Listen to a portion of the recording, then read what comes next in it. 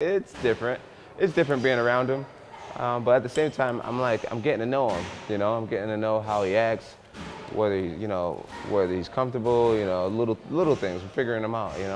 And it's cool. It's cool to be able to humanize him. And when you see someone a lot, you don't have to use your imagination as much. When I visualize or when I'm trying to meditate on myself being in front of him, it's going to be easy for me to do that now because I've faced off with him like 12 times now. You know what I mean? So I know exactly where my nose lines up with his nose and everything. You know what I mean? So yeah, it's been quite the experience, and I've actually gained a lot of respect for the guy. I think he's a cool guy. He's a nice kid. I think we'd be friends if we weren't fighting each other. Yeah, it's no change in tactic. It's no change in tactic. I've looked a few people in the eyes now. Rampage, I looked him in the eyes. I think I looked Rashad in the eyes for a second. Chael Sonnen got looked in the eyes for a little bit. Alexander, he's tall, man. He has a presence. So me looking at him in the eyes, I just wanted to let him know that I'm here and that we're the same height, and I embrace us being the same height. And I'm just trying to look at him in the eyes and let him know, there's only going to be one tall guy in town, and that's going to be me. Every night, except for Saturdays and Sundays, I'm working.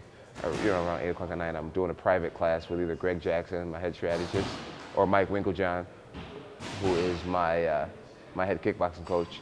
And this camp, I actually brought in Patrick O'Connor, who's my boxing coach. This opponent has really good boxing, and he's living with me, and we're getting in workouts all throughout the day. Anytime we can fit in some workouts. So yeah.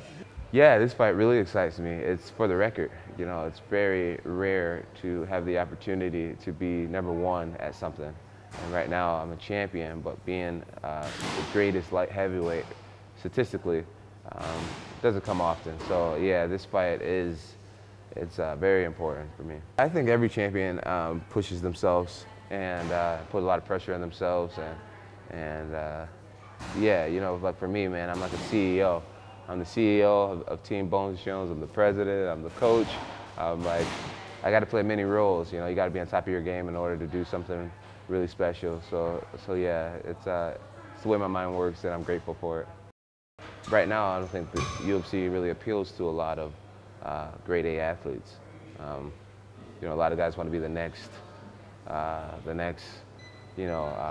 Adrian Peterson or whatever. They want to be the next LeBron James. It's football and basketball right now. But through time and people like myself that can show people how far you can take it and how big you can become, I think it's going to be even bigger. People will start to get it. So right now our sport's still in the young stages, and I'm grateful to be one of those top athletes that found this sport. Well, I was actually always a huge fan of Paul. His power, his attitude, I've always thought was pretty cool until he took that dirty swing at Koscheck, and it was kind of it was just the wrong thing to do. I do think he deserves a second chance, and hopefully he can earn that. Just by showing good signs of character and winning his fights in devastating fashion. I think that would be his best way of getting back to the UFC.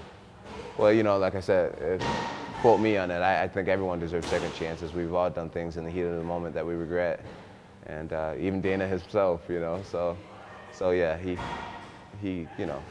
definitely has the talent to be in the UFC. Oh, it's gone. It's gone. Now it will be a matter of being in the same room with him and just talking and seeing if we can break that weird ice that I'm sure it's going to be in between us. But yeah, dude, I miss Rashad. Me and Rashad had great conversations. We've done a lot of things together, and he's another person who could be a lifelong friend if this business wasn't interfering with our relationship. But yeah, Rashad's a good guy. I'm always pulling for him. I want to see him do well. I want to see him make a comeback and become that fighter that he used to be, get that fire back together. And I know he misses me. He calls Greg Jackson again now, and he's been calling Mike Winklejohn, and yeah, you can tell he misses his family.